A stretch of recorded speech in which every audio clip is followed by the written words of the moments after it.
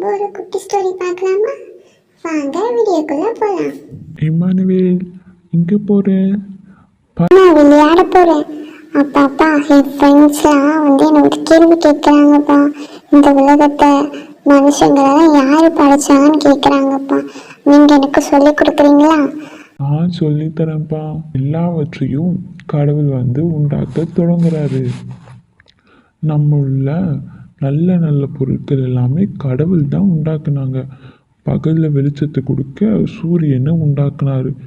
இரவில் ஓரளவு வெளிச்சம் இருப்பதற்காக சந்திரனையும் நட்சத்திரத்தையும் உண்டாக்குனாரு. அது மட்டும் இல்லைப்பா, நாம் தொடர்ந்து உயிர் வாழ்வதற்காக இந்த பூமியை உண்டாக்குனாரு. ஆனால் கடவுள் முதல்ல உண்டாக்கியது சூரியனையும் சந்திரனையும் நட்சத்திரங்களையும் பூமியும் இல்லை.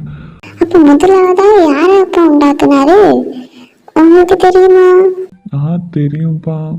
அவரை போன்ற ஆட்களையே உண்டாக்குனாரு. நம்ம பார்க்க முடியாது, அதே போலவே இந்த ஆட்களையும் நாம் பார்க்க முடியாது.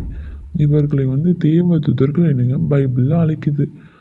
தம்முடன் பரலோகத்தில் வாழ்வதற்காகவே கடவுள் இந்த தேவதூதர்களை உண்டாக்குனார். கடவுள் உண்டாக்கிய முதல் தேவதூதர் மிகவும் விசேஷித்தவராக இருந்தார். அவரே கடவுளுடைய முதல் குமாரன். அவர் தம்முடைய தகப்பனோடு வேலை செய்தார். எல்லாவற்றையும் உண்டாக்குவதில் அவருக்கு உதவியாக இருந்தார். சூரியனையும் சந்திரனையும் நட்சத்திரங்களையும் பூமியும் உண்டாக்குவதில் கடவுளுக்கு உதவியாக இருந்தார்ப்பா. ஆரம்பத்தில் இந்த பூமி எப்படி இருந்துச்சு தெரியுமா? யாருமே அது வாழ முடியாத நிலையில இருந்துச்சுப்பா. முழு பூமியும் தண்ணீரா நிரம்பி இருந்துச்சு. நாம் இந்த பூமி ஒரு பெரிய கடலாக இருந்துச்சு. வேறு எதுவும் அதில் இல்லை. ஆனால் ஜனங்கள் பூமியில் வாழ வேண்டும் என்று கடவுள் விரும்பினாங்க. எனவே நமக்காக பூமியை தயார் செய்ய ஆரம்பித்தார். அவர் என்ன செய்தார் தெரியுமா? முதலாவது பூமிக்கு வெளிச்சம் தேவையாக இருந்துச்சு. அதனால சூரியன் வரும் வெளிச்சத்தை பூமியின் மீது அவர் பிரகாசிக்க செஞ்சாரு. இதன் மூலியம் இரவையும் பகலையும் உண்டாக்கினாரு. அப்புறம் கடலுக்கு மேல் நிலத்தை எலும்பு செய்தாரு. ஆரம்பத்திலே அந்த நிலத்தில் எதுவும் இருக்கவில்லை. நீ இங்கே பார்க்கிற இந்த படத்தை போலதான் இருந்துச்சு. அதில் பூக்களோ மரங்களோ மிருகங்களோ எதுவும் இருக்கவில்லை.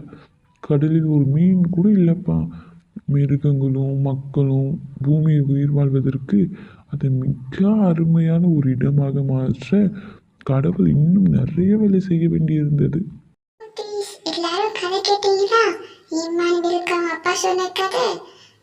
எல்லாருக்கும் புரிஞ்சதுதான். நாளைக்கு பாப்போமா குட்டீஸ். பாய்.